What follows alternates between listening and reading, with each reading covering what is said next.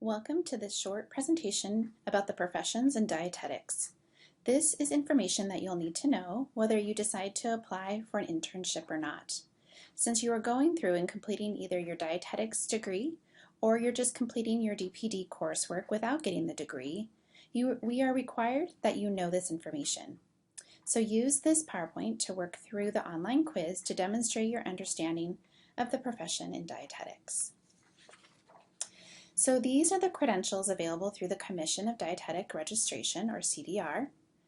You have a choice of RD or RDN, and most of you are probably familiar with the RD credential, or registered dietitian.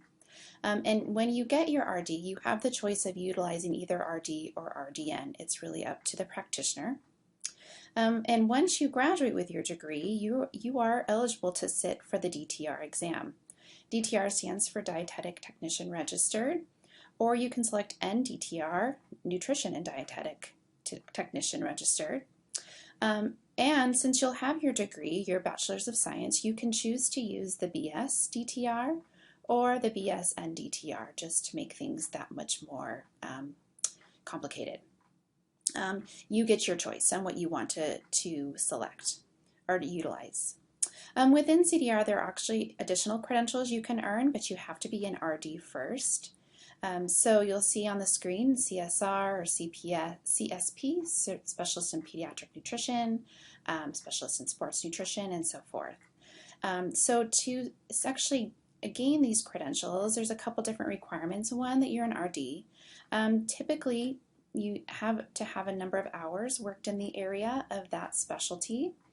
And then you have to sit for a standardized exam to get these credentials. They typically have continuing education hours that are required to keep that credential up, as well as additional fees and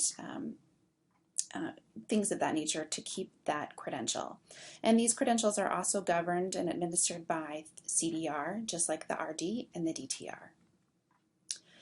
There are other credentials that are out there, such as that you don't actually have to have an RD to get, so such as CDE. These have different governing bodies as well. So a CDE can be a health educator and not an RD. Sometimes you'll see a CDE as a nurse, or certified diabetes educator could be a nurse. There's the IBCLC, or a lactation consultant. There is a CNSC, a certified nutrition support clinician. And for this particular one, if you're not an RD, typically these individuals are registered nurses, as this would be the only way that they would get the experience and have the knowledge working with patients on nutrition support to get this credential. CNS is another nutrition credential that is known and respected in the field and does not require an RD. But there are two others that are thrown around and that you may see out on the internet or maybe around CN or CCN. These are not respected in the field. They don't give you access to professions like other credentials will. They're not as rigorous to get, and there's no accrediting body recognized by the medical community for these two credentials. So I don't recommend that you obtain these credentials, as you'll really limit yourself in the field of nutrition. Some other credentials to note that you can get without an RD, Certified Dietary Manager. These are more relevant in a food service setting or operation. School Nutrition Specialist, so it's pretty self-explanatory there. These individuals typically work in a school nutrition environment. Certified Health Educate Specialist, or CHES, and then a registered sanitarian. So registered sanitarians are also known for their health inspections. So this is a whole other area, another great career path that your background in nutrition would lead well into becoming a registered sanitarian. All these credentials do require a board certified exam as well as continuing education hours. You can also go on and get your master's degree. There's lots of different options out there. Public health. If you graduate with your master's in public health, then you can have the credential of MPH behind your name, or if you have a master's in education or business and so on and so forth. So there's a lot of different options as far as getting additional education after your bachelor's degree. So if you do become an RD or DTR, You don't have to join the Academy of Dietetics or Academy of Nutrition and Dietetics, excuse me. However, I do strongly recommend it as there are a lot of benefits, even though it can be somewhat costly to join. So for a student, the fees for student per year is around $62. And an active member is $292 plus a $25 processing fee per year.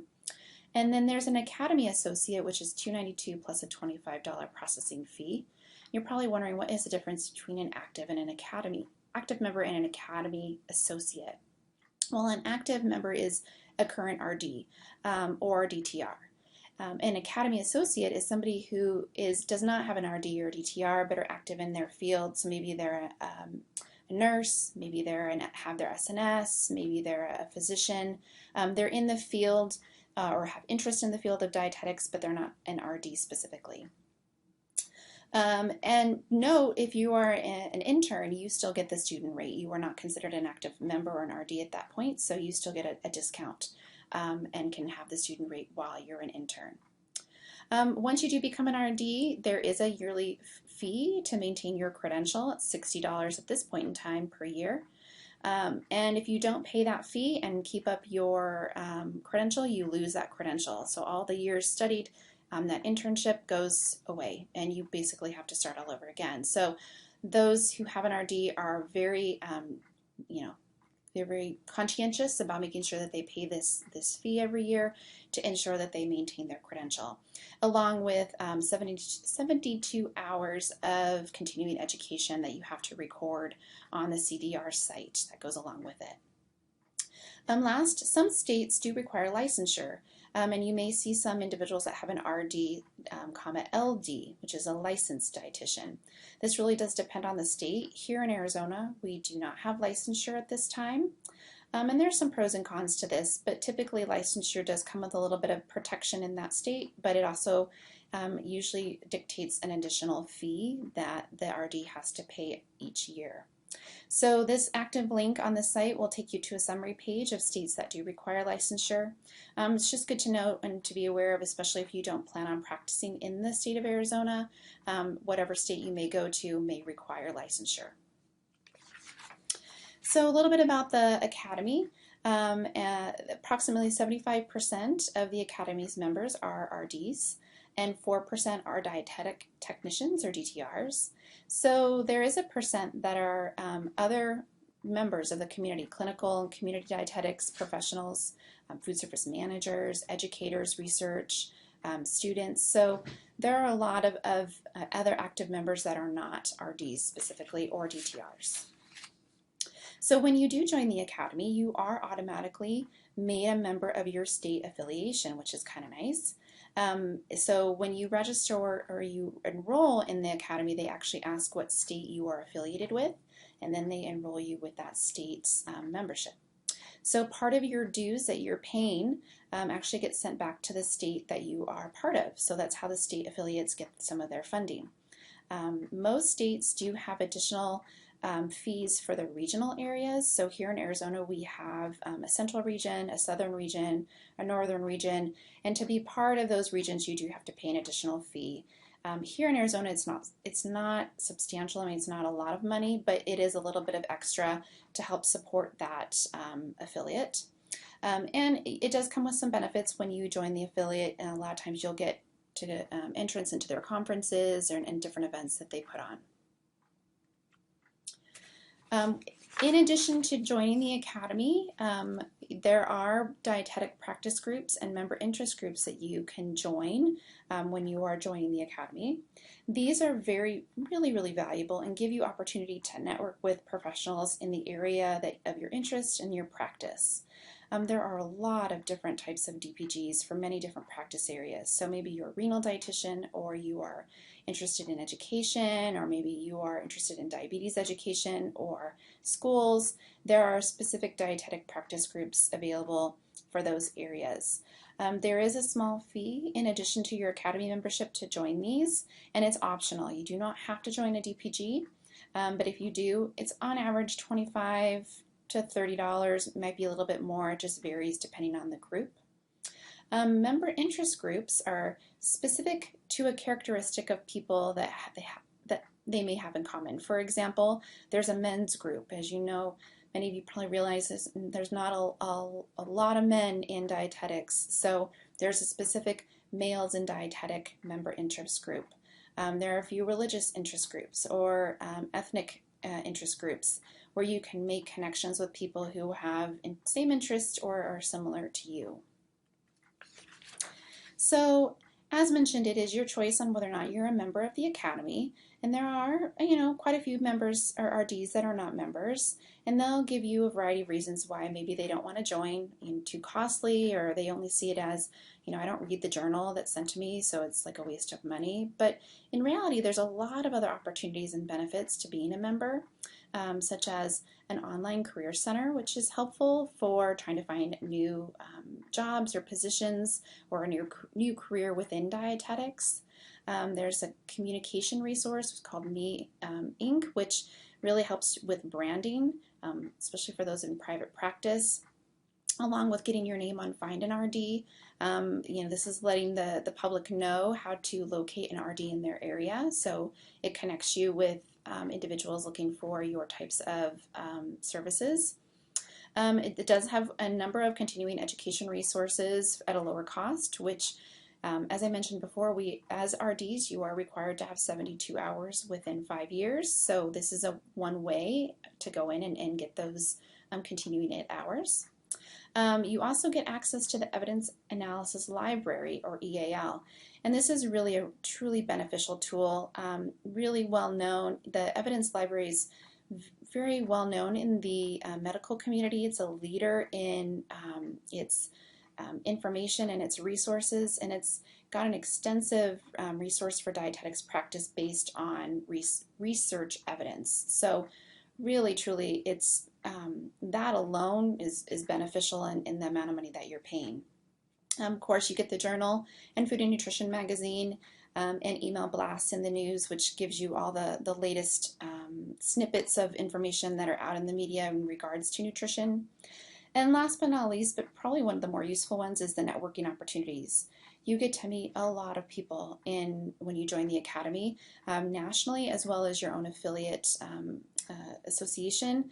And honestly, when it comes to finding positions, it's all about who you know, and so getting to know people in the area of dietetics that are currently working really can benefit you greatly in your future career opportunities. There's a lot of other organizations in addition to the Academy that you can join that might be of interest to you, either in addition to joining the Academy or in lieu of, just depending on your area of practice. So if you're a sports nutrition or you're interested in sports nutrition, maybe you go into the International Society of Sports Nutrition. If you're really more into school nutrition, SNA has their own association, School Nutrition Association. So a lot of other options out there. You just do a Google search and find an area that is interest to you that you can join. So you're getting close to graduation while taking this class, so I need you to know how you can become a DTR.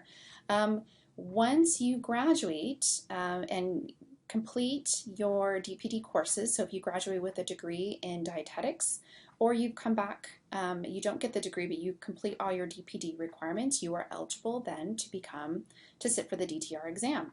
So your first step is to fill out the DTR misuse form. So if you click on that active link above where it says Becoming a DTR, it'll take you to the CDR site. You'll select Pathway 3, because that's this pathway that you are qualified for. You'll download that DTR misuse form and make sure you fill it out or sign it at the bottom. Make sure you use blue ink. I know, silly, but it is required. They will not allow us to upload any documents in black ink. It has to be blue. So you can either mail it to me with the address listed on the screen, or you can email it to me if you can scan it in color, and I will get that submitted for you along with your verification statement and your transcripts. So you do have to have your degree posted before I can do this for you. So once your degree posts, we'll get that started and get the DTR form to me. We get it uploaded into CDR, and it is a little bit of back and forth. They'll send you an email asking you to fill out an online application with your demographic information. It'll get sent back to me electronically. I upload all of the documentation and then submit it to the CDR on your behalf. It takes a few days, up to a week, for them to review and approve, and then you'll receive an email on how to access the different locations to take the exam. It's through Pearson testing centers at this time, which are all over the valley, and you can really take the test anytime you're ready. Your approval does not expire, so if you get approved and then you don't take the exam within, for the next 3 years, it doesn't matter. You can take it in 3 years, or you can take it in 3 days, whenever Pearson has time available for you to take that exam, and of course when you are ready. Last but not least, one thing we do want to make sure that you're aware of are these things called ISPs. And ISPs are fairly new. It's a new internship pathway. And ISP stands for Independent Supervised Practice Pathway. So it's not widely available yet. It's new relatively compared to internships. I mean, it's been around for a few years, but it's not as popular. There's not as many options out there. But it essentially works like this. It's open to students who have applied to a dietetic internship, a traditional one, but have not matched. So you've been through at least one round and you didn't match to your internship. Then you are eligible to apply for an ISP. So they act similar to a distance internship in the respect that you would have to find your own preceptors and create your own rotations. So you're essentially setting up your own internship like a distance internship. So they are a little bit time consuming in that regard. You can do a search for ISPs on the eatright.org site to try to find ISPs that are available or taking applications. I know more and more are coming online as far as ISP availability, but for now there are less ISPs than there are DI programs. So just keep an eye out for that. But know it's an option for you. And if you're going to apply for an ISP, please let me know and I'll see what I could do to help you locate some of your rotations or at least get you in contact with different sites.